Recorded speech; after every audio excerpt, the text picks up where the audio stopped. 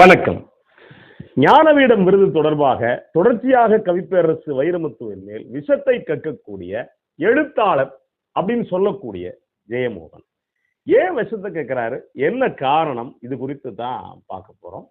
கவிப்பேரரசு வைரமுத்து எத்தனையோ தேசிய விருதுகள் ஒரு பக்கம் வாங்கியிருந்தா கூட ஞானபீடம் அப்படிங்கிற விருதை சமீபத்துல வாங்கியிருக்காரு. அதுக்கு நிறைய பேர் வாழ்த்துக்கள் சொல்லிக்கிட்டே இருக்காங்க. வாழ்த்துக்கள் சொல்லிக்கிட்டு இதே காலகட்டத்தில் ஜெயமோகன் மாதிரியான ஒரு குறிப்பிட்ட நபர்கள் அதுக்கு எதிராக ரொம்ப காரசாரமா பேசுறாங்க. அதாவது சமூக வலைத்தளங்கள்ல எழுதுறது, பேசுறது எல்லாமே செய்யறாங்க. அதுலயும் குறிப்பா ஜெயமோகன் பேசுறப்ப என்ன சொல்றாரு அப்படின்னா, அவர் ஒரு கவிஞரே கிடையாது, அவர் ஒரு எழுத்தாளரே கிடையாது அப்படின்னு அவர் சொல்றாரு. இவர் ஒரு கவிஞரே கிடையாது, எழுத்தாளர் கிடையாது அப்படின்னா யார் எழுத்தாளர்? ஜெயமோகன் யாரு இதை தீர்மானிக்கிறதுக்கு? ஜெயமோகனுக்கு அப்படி யாரும் தனியா ஏதாவது பத்திரம் போட்டு கொடுத்துருக்காங்களா? ஐயா, நீங்க ஒரு பெரிய அறிவாளி, நீங்க பெரிய மண்டவீங்கி, அதனால நீங்க தான் தீர்மானிக்கணும் அப்படின்னு யாராவது பத்திரம் போட்டு கொடுத்துருக்காங்களா? இல்ல. ஜெயமோகன் யார்? முதல்ல ஜெயமோகன் யார் அப்படின்னா, அதாவது கவிதையில தோற்றவர் ஜெயமோகன், கவிதை எழுத போய் தோத்து ஓடுனவர் ஜெயமோகன். அதனால ஒரு எழுத்தாளர் அப்படிங்கிற இடத்துக்கு போயிட்டார். இன்னும் சொல்ல போனா எந்த வாழ்வியல் அனுபவங்களை ஜெயமோகன் எழுதியிருக்காரு, எந்த மக்கள் வாழ்க்கையை ஜெயமோகன் எழுதியிருக்காரு?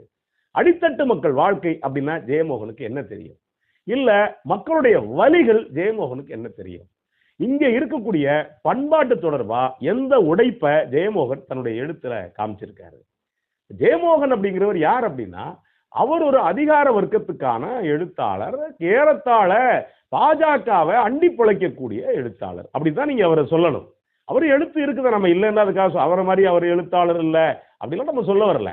ஆனா அதே நேரத்துல ஜெயமோகன் என்ன அப்படின்னா, அதாவது எழுத்தாளர்னா எழுத்தர்னு சொல்லுவாங்க, இந்த கிளர்க்குக்காகல அந்த கணக்குல எழுந்திருச்ச உடனே கடற அப்படியே அடிச்சு தள்ளிடுறது, கண்டது கேட்டது நல்லது கெட்டது எல்லாத்தையும் எழுதிடுறது. சொந்தமாக ஜெயமோகன் என்ன எழுதியிருக்காரு? இது வரைக்கும் சொந்தமாக ஜெயமோகன் என்ன கவிதை எழுதியிருக்காரு? ஒரு பாடலாசிரியர் கொடுத்திருக்காங்க அப்படின்னா உங்களுக்கு என்ன வைத்தறிச்சல்? இன்னும் சொல்ல போனா ஜெயமோகனுடைய எழுத்துக்கள் எந்த அளவுக்கு மக்களை போய் சேர்ந்திருக்கு. இப்ப கவிப்பேரரசு வைரமுத்துடைய எழுத்துக்கள் நீங்க கவனிச்சு பாத்தீங்கன்னா பல இடங்கள்ல கோட் பண்றாங்க. அவருடைய பாடல்களை ஒரு பக்கம் வச்சுக்கோங்களேன், அவருடைய கவிதைகள் பல இடங்கள்ல கோட் பண்றதுக்கு எக்கச்சக்கமான வசதியா இருக்கு. நீங்க 80களுடைய தொடக்கத்துல கவனிச்சு பாத்தீங்கன்னா 90கள்லயும் சரி 2000லையும் சரி அவரை மாதிரி எழுதணும் அப்படிங்கிறதுக்காக கவிஞர்களானவங்க பல பேர், அவர் மாதிரி அந்த வீச்சோட வார்த்தைகளை போடணும் அப்படின்னு கவிதைக்குள்ள வந்தவங்க, இலக்கியத்துக்குள்ள வந்தவங்க பல பேர். நீங்க போயிட்டு ஒண்ணு இல்ல, படைப்பாளிகள்ட்ட லிஸ்ட் கேட்டீங்க அப்படின்னா நான் இவரை பார்த்தா வந்தேன்னு ஒரு குறிப்பிட்ட பேர் சொல்லுவாங்க. இப்ப அந்த அளவுக்கு பல பேருக்கு முன்னுதாரணமாக இருந்தவர் கவிப்பேரரசு வைரமுத்து. ஜெயமோகனை பார்த்து நான் ஒரு ஆளு எழுத்தாளராக வரப்போறப்பா இவரை பார்த்து அப்படின்னு சொன்ன ஒரு ஆளை உங்களால சொல்ல முடியுமா? சொல்ல முடியாது. ஏன் அப்படின்னா அவர் வத வத வத வத வத வத வதன்னு எழுதி தள்ளக்கூடியவர். எல்லாரும் தான் எழுதி தள்ளுறாங்க, என்ன பெரிய விஷயமா அது? ஆனா ஒரு எழுத்து யாரை பத்துறது அப்படிங்கிறது இருக்கு.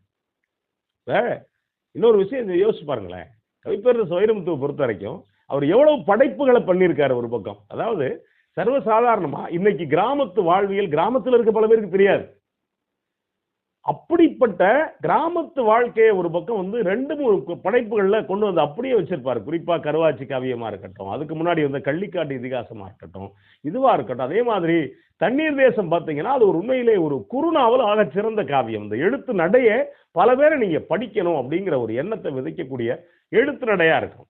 நீங்க இவர் என்ன முடிவு பண்றாரு அப்படின்னா, இவருக்கு பிரச்சனை என்ன அப்படின்னா இவருக்கு கிடைக்கல, அதுக்குள்ள என்ன போறாரு, லாபி பண்ணி வாங்குறது, அவங்க வாங்குறது, இங்க வாங்குறது, இவர் தொடர்பு இருக்கு, அவர் தொடர்பு இருக்கு அப்படின்னு சொல்றாரு. ஏன் ஜெயமோகனுக்கு என்ன தொடர்பு இல்லையா? ஜெயமோகனுக்கு தான் அமித்ஷாவை தெரியும், பிரதமர் மோடியை தெரியும், அப்புறம் அது சம்பந்தப்பட்ட RSS வகைராக்களை தெரியும். அந்த வகைராக்கள் சார்பா ஜெயமோகன் ஒரு 5-6 ஞானபீட விருது வாங்குறப்ப வைரமுத்து ஏதாவது குறுக்கண்ணு கம்ப போட்டு அப்பா உனக்கு தகுதி இல்லை சாமி அப்படின்னு சொன்னாரா? இல்ல வேற யாராவது இலக்கியவாதிகள் இல்லங்க நீங்க சும்மா வதன்னு எழுதி தள்ளுறீ ஆட்டு புழுக்க மாதிரி அப்படின்னு யாராவது சொன்னாங்களே? இல்ல. ஜெயமோகனா அப்படி போயிட்டு நீங்க யாரும் சொல்லல. நீங்க அந்த லாபியை பண்ணி வாங்க வேண்டியதானே, யாரு வாங்க வேண்டாம்னு சொன்னா? அதாவது லாபியே பண்ணா கூட அந்த படைப்புக்கு கொடுக்கக்கூடிய தகுதி அப்படின்னு இருந்தா தான் கொடுப்பாங்க அப்படின்னு வச்சுக்கோங்களேன். அதே சரி, ஞானபீடம் வாங்குற அளவுக்கு இவர் என்ன எழுதியிருக்காரு? யாரு? ஜெயமோகன் என்ன எழுதியிருக்காரு அப்படின்னு நீங்க எடுத்து படிச்சு பாருங்களேன். நீங்க இன்னொன்னு சொல்லுங்களேன். இப்ப கவிப்பேரரசு வைரமுத்து அவருக்கு ஞானபீடம் கொடுத்துருக்காங்க. இவருக்கு கொடுக்கல.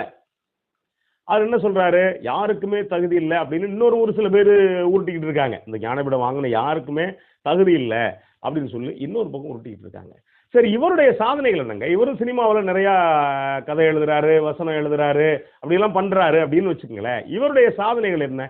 எங்கேயாவது ஜெயமோகனுடைய வசனத்தை நீங்க சொல்லிருங்க பார்ப்போம். இப்போ பாலகுமாரன்லாம் எழுதினாரு, வசனத்தை நீங்க சொல்லிட முடியும், நாயகன் மாதிரியான படங்கள்ல சொல்லிட முடியும். ஆனா ஜெயமோகன் எழுதின ஒரு வசனத்தை யாராவது உச்சரிக்கிறாங்க அப்படின்னு சொல்லுங்களேன். நீங்க பொன்னியின் செல்வன் எவ்வளவு அழகான ஒரு திரைப்படம், ஒரு இது கதை, அதுக்குள்ள ஒரு வசனம் எழுதினாரு, ஒரு வசனத்தை உங்களால உச்சரிக்க முடியுமா? முடியாது. என்ன காரணம் அப்படின்னா அது எல்லாமே உங்க மனசுல நிக்காத வசனங்கள். அதே மாதிரி இவர் இதுவரைக்கும் பல படங்களுக்கு வசனங்கள் எழுதியிருக்காரு. சொந்தமா ஒரு வசனம் எழுதியிருக்காரா? இவர் எழுதியிருக்காரா முதல்ல? அதாவது அந்த சினிமாக்காரங்க எழுதிக்குவாங்க, பிராண்டுக்காக அவர் பேரை போட்டிருக்காங்க. இவர் பேர் எடுக்கிற அளவுக்கு நிறைய லாபி பண்ணி வச்சிருக்காரு. இவர் எழுதுறதெல்லாம் எழுத்து அப்படிங்கிற வகையில இவர் பேர் எடுக்கிறதுக்காக இவர் ஒரு லாபியை பண்ணி வச்சிருக்காரு. அப்படி ஒரு லாபி பண்ணவருக்கு என்ன வைத்தறிச்சல்? யோசிச்சு பாருங்களேன். என்னன்னா இவர் எங்க இருக்காரோ அந்த இடத்துக்கான வைத்தறிச்சல் தான். ஏன்னா இதுவரைக்கும் வாங்கினவங்க எல்லாம் பெரும்பாலும் ஞானபீடம் வாங்கினவங்க எப்படின்னா இவருக்கு வேண்டியவங்க வாங்குறாங்க. குறிப்பா சொன்னா இவருக்கு இருக்கக்கூடிய மேல்தட்டு சாதி பாசம். எந்த சாதி பாசம்னு உங்களுக்கு தெரியும். அந்த சாதி பாசத்துல இருந்தா, ஏன்னா நீங்க ஒவ்வொருத்தர தினமலர் எழுதும் போதே அவங்களுக்கு வேண்டியவங்கள இல்லை நீங்க கண்டுபிடிச்சுக்கலாம். எந்த இடத்துலையுமே தினமலர் எழுதும் போது வைரமுத்துன்னு இருக்காது, தகரமுத்து, டைமண்டு. ஒரு பத்திரிகை எழுதுறது ஒருத்தரை பத்தி டைமண்டு, இந்த மாதிரியான வார்த்தைகளால ஒரு கவிஞரை கொச்சப்படுத்தக்கூடிய அதே தினமலர் எந்த அளவுகோல்ல இருக்கோ அதே அளவுகோல்ல இருக்கக்கூடியவர் தான் இவர், இந்த ஜெயமோகன் அப்படின்னு சொல்லக்கூடியவர். அவருக்கு என்ன அப்படின்னா, அவரை மாதிரியோ அவருக்கோ இல்ல அவரை மாதிரியோ இல்ல அவர் ஒட்டின சாதிக்காரங்களுக்கோ கொடுத்திருந்தா ஏகப்பட்ட சந்தோஷமா வரிஞ்சு கட்டிட்டு எழுதியிருப்பார். ஆனா அதை விட்டுட்டு ஒரு கவிஞனுக்கு, ஒரு உண்மையான கவிஞனுக்கு, ஒரு உண்மையான எழுத்தாளருக்கு, உண்மையான படைப்பாளிக்கு கொடுத்திருக்கப்ப அவரால் தாங்க முடியல. தாங்க முடியாத வைத்தறிச்சல்ல தான் இந்த அளவுக்கு ஜெயமோகன் மாதிரியானவங்க எழுதுறது, ஜெயமோகனை ஒட்டி உள்ள ஒரு சில பேர் எழுதுறது, ஜெயமோகனை பின்பற்றக்கூடிய ஒரு சில பேர் எழுதுறதெல்லாம் என்ன அப்படின்னா அவங்களுடைய திட்டமிட்ட லாபி. அப்ப முழுக்க முழுக்க ஒரு கவிஞனுடைய படைப்பு என்னன்னு பார்க்காம, ஒரு கவிஞன் சமூகத்துக்கு என்ன செஞ்சிருக்கான் அப்படிங்கிறத பார்க்காம, நீங்க முழுக்க முழுக்க யாரு அப்படிங்கறத குறி வச்சு அடிக்கக்கூடிய அந்த அடி இருக்குல்ல, அது வைரமுத்து மேல படக்கூடிய அடி கிடையாது. இங்க ஒரு தமிழ் சமூகத்துல ஒரு படைப்பாளிக்கு மேல படக்கூடிய அடியா ஒரு சில பேர் சொல்றாங்க. ஆனா இல்ல. என்ன அப்படின்னா, ஒரு கவிஞரை நீங்க ஊர்ல, எங்க அப்பத்தா சொல்லும், திட்ட திட்ட திண்டுக்கல்லு, வாழ்த்த வாழ்த்த வைரக்கல்லு அப்படின்னு சொல்லி, அது மாதிரிதான் ஒரு கவிஞனை நீங்க எந்த அளவுக்கு புகழ் வெளிச்சத்துக்கு நீங்க எல்லாம் பேசலாம் கூட, இந்த ஞானபீடம் இன்னும் கூடுதலா பல பேருக்கு தெரியுமா அப்படிங்கிற வகையில ஜெயமோகன் மாதிரியானவங்க வைத்தறிச்சல்ல பேசும்போது இன்னும் கவிப்பேரரசு வைரமுத்துக்கு ஞானபீடம் கிடைச்சது அப்படிங்கிறது இன்னும் வெகுவா எளிய மக்கள்கிட்ட கூட கொண்டு போய் சேர்றதுக்கான அந்த ஏற்பாடைத்தான் ஜெயமோகன் மாதிரியானவங்க செய்யறாங்க. எது எப்படி இருந்தாலும் ஒரு ஞானபீடம் ஒரு தகுதியான ஒரு படைப்பாளிக்கு கிடைச்சிருக்கு அப்படிங்கிறது தான் யதார்த்தம். நன்றி, வணக்கம்.